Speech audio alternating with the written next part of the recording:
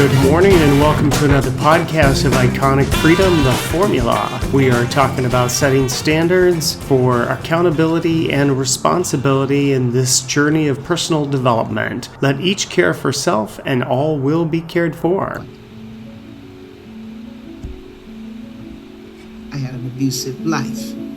There's no other way to tell the story. It's a reality. It's a truth. That's what you've got. So you have to accept it. The next day, it was the 4th of July. And I said, for the 4th of July. But I'll remember every time, the 4th of July. So I got my freedom. So kind of an interesting clip from the HBO Max special that is on Tina Turner. She just recently passed away, and it was very interesting because I had a conversation with a friend about Tina Turner's life, and basically how does it impact the personal development that we talk about with regard to accountability and responsibility, taking ownership of your choices and trying to do no harm. What's fascinating is there's a moment where Tina Turner says, I don't blame anyone for my life. I made these choices, basically, is what she's talking about. And there's something interesting to be said about a life, and especially a life of abuse that people deal with. And what is interesting is that you may try to avoid dealing with a situation, but it will come up again and again and again until you self-correct. And that is the problem with it. Now, the more and more you create your own health, the less and less you will have to deal with something. And if you try to correct an issue that you're managing as soon as possible, then you look forward to not having the same experience over and over and over again. But if you just want to create compromise, then you're going to be frozen in that experience, or you're going to stay locked up into it like it's Groundhog Day or something. Because the avoidance of making choices of accountability and responsibility are just going to keep repeating the situation over and over again. So then I would say be prepared to deal with it again and again and again. But when you have that awakening and you take ownership, well, then the choices become much more liberating. I mean, you even heard in that clip, and if you watch the special, you realize that at some point she found her own voice. She found her own freedom. And I thought, I think it's interesting. She has a song about, the wheels keep turning. Proud Mary keeps on burning, something like that. Anyway, I can't remember the words off the top of my head. But she was owning it all. And when she came to that moment, even in her expression, she was done. And she would say, I had to figure out what was not taught to me. And what was not taught to her is what is not taught to a lot of people. We see what that fallout is these days when people are not taking ownership of their choices, when they are not seeking to do no harm. I mentioned on Instagram this week about my conversation with the Uber driver where I had said that the simplest approach to life is ownership of all your choices and do no harm. And that really is the simple approach to your life. Now, what's fascinating about Tina Turner's life, and of course, lots of people like her, are people that are willing to subjugate themselves unnecessarily. And you could even see when you watch this special that, how unnecessary it was. How unnecessary suffering in life is. We have a system that has brainwashed women into thinking that, somehow They need to tolerate this behavior. But conversely, they've also taught women that somehow they're entitled. That, again, when people start thinking they're entitled, when we start going to, women want to get divorced and they have to have all this alimony, all this palimony, blah, blah, blah. They need all this money. Well, they're not taking ownership of their life. So what are they saying that they're doing, or that they did, is that they subjugated their life, basically. That they decided to avoid responsibility and to, seek passivity, to live off of another person. And when you think about a lot of times what divorce is, it's legal plunder. When a bureaucracy can extract from one individual to give to another. And that is brainwashing. Nobody is entitled to anything. Doesn't matter if you're a man or a woman, you're in a relationship. It is always 100% of each individual being a part of that relationship. Each person is accountable. They have to take ownership of their relationship. They have to take ownership of their choices. It's not about, this person's going to provide for me. If you're not able to provide for yourself, you got a problem. Now you're looking at a life, not unlike Tina Turner, where she says, I have to figure out what was not taught to me. Well, this is what needs to be taught, right, to everyone, because it's about your survival. If you don't have the ability to pull yourself up by your bootstraps and to figure it out, no matter what the situation is, let's face it, you're going to have a difficult time in life. And I will tell you that I would bet 10 out of 10 that the reason why you're having a difficult time in your life is because you're not taking ownership of your choices. And then you're not looking at, how do I make my choices and not do any harm to people? I don't need to manipulate people. I don't need to cajole people. I don't need to control them. And how do we manipulate people? We've talked about that before, is that we don't give people a choice. When you're not given a choice, or what appears to not be given a choice, somebody is attempting to try to manipulate you. Well, you need to recognize that. Recognize when you do it and recognize when other people do it. But it's a very interesting situation that we have in our society where, we want to look at people that are in relationships and, maybe one person is wildly successful and makes a lot of money and the other person doesn't, but they've subjugated their life to live this life of wealth and privilege and whatever else. And then when it all ends, because all relationships do end one way or the other, either by divorce, separation in a sense, or by death. So, that is a reality. All relationships end. Well, when one of those relationships end, the idea that somehow you're entitled to something is ludicrous.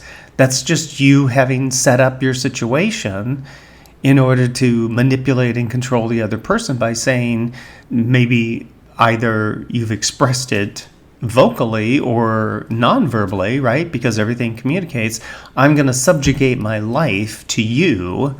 I'm going to take care of you, quote unquote, while you make all this money. And then if anything happens to us, you owe me. I think it's very funny when people want to have, a prenuptial.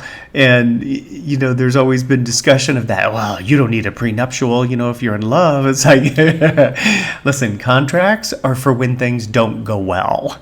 And so, having a prenuptial is a smart idea. Why? Because it's you taking ownership of your life. It's you managing your own life. And, nobody has to sign an agreement, right? If you sign that contract, then you've signed that contract. You both agreed that these are, the T's and C's, the terms and conditions of what this relationship is going to be like. But anyway, moving back to the idea that, women get brainwashed into suffering. People get brainwashed into the idea of suffering when it doesn't need to be that way. There's no reason for suffering. You're suffering because you're making a choice to suffer. Turner made a choice to suffer. And when she figured it out for herself, which she did, she chose not to suffer. Now, people might hear this and think, well, that's a terrible thing to say. She didn't want that. Well, we don't know that. We can't get into her head. All I can tell you is what I observed. What I observed is that you keep making a choice to go back to something over and over and over again. And when you do that, clearly you're getting something out of it. Now, we've talked about what is motivation, self-interest. It's all about wanting to feel good. So maybe a person feels good by suffering because they make themselves out to be a victim and they get a lot of, attention as a result of that. Now, I'm not saying it's good or bad. I'm just saying it is. That is a reality. My question then to any individual is, what is it you want to keep doing? Do you want to keep going down that road because we move towards something or away from it?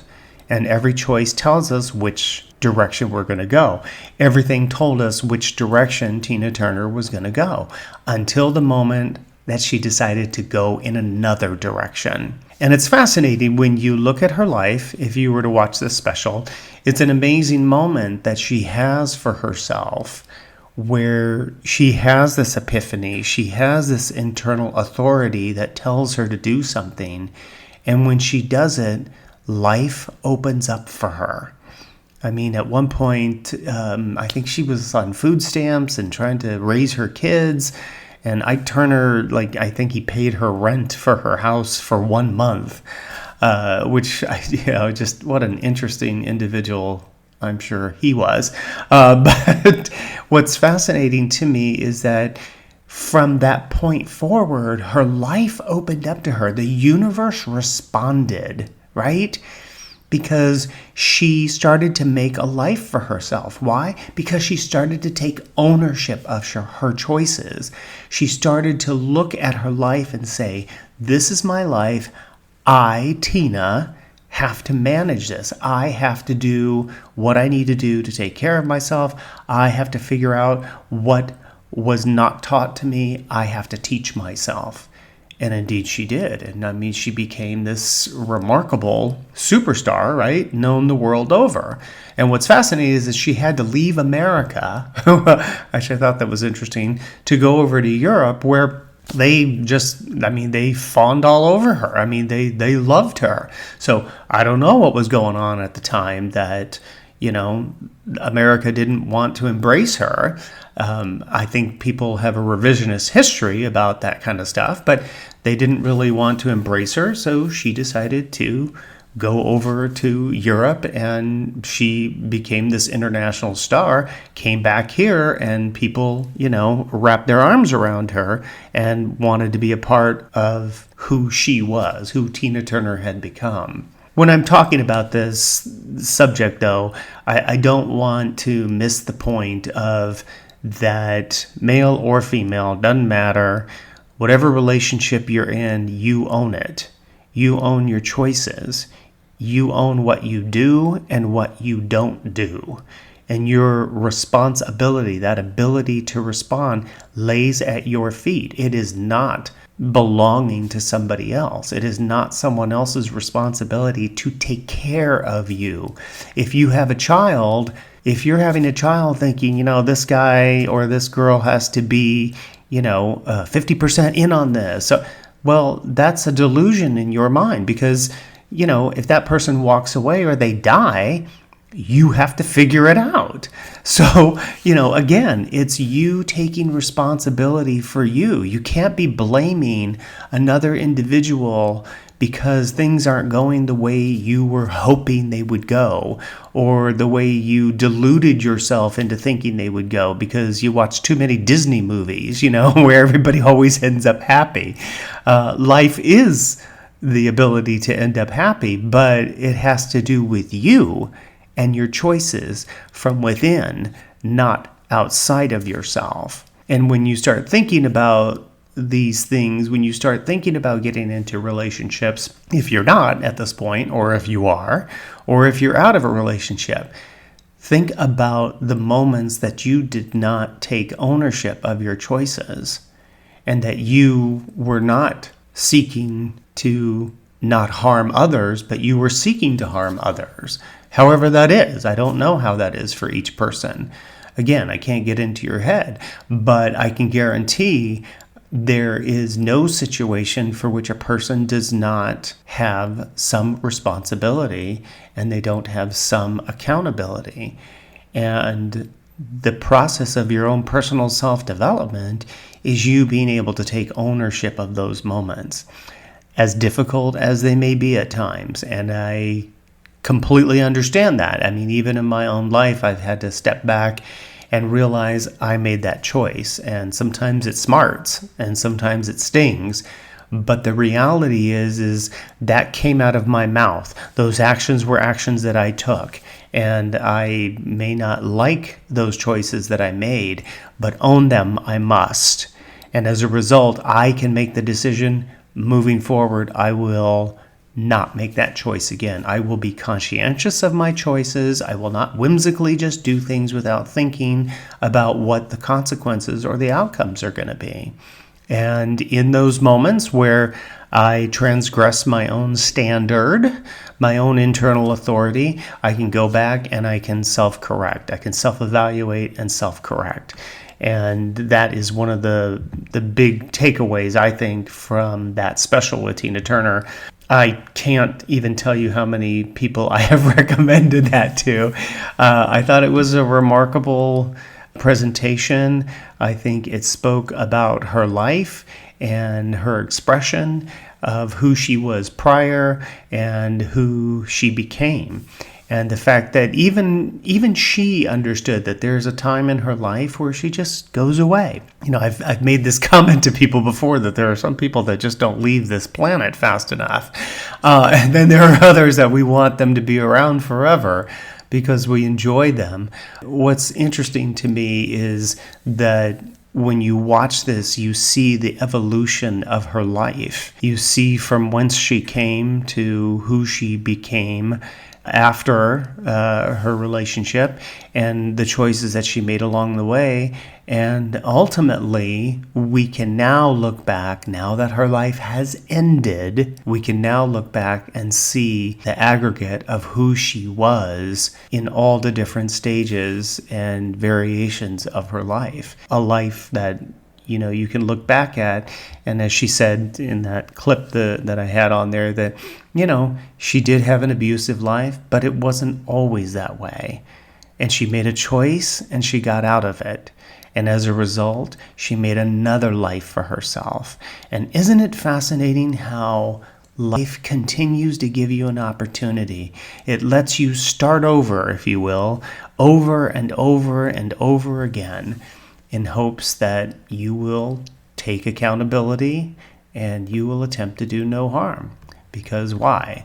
Because if you don't, the reality is it's going to keep coming back over and over and over again. There is no compromise in life. I mean, that is a reality. There is no compromise. Compromise is a cancer. If you start to think of that word as a cancer, and that every time you compromise, you are infecting yourself with a cancer, there is only your internal authority, that part of you that you have to follow. If you are incorrect in your trial and error of whatever your choices are, you can self-correct. But the choice is yours. It isn't you trying to subjugate to other people. I hope that this has been useful. If you get a chance, jump on to HBO Max and check out that special. There's been a variety of other things. There was a great interview with Larry King that she did years and years ago, and a few others that were pretty amazing. I can't stand Oprah Winfrey, but I think she did some interesting interviews with her as well. So if you get a chance, check it out.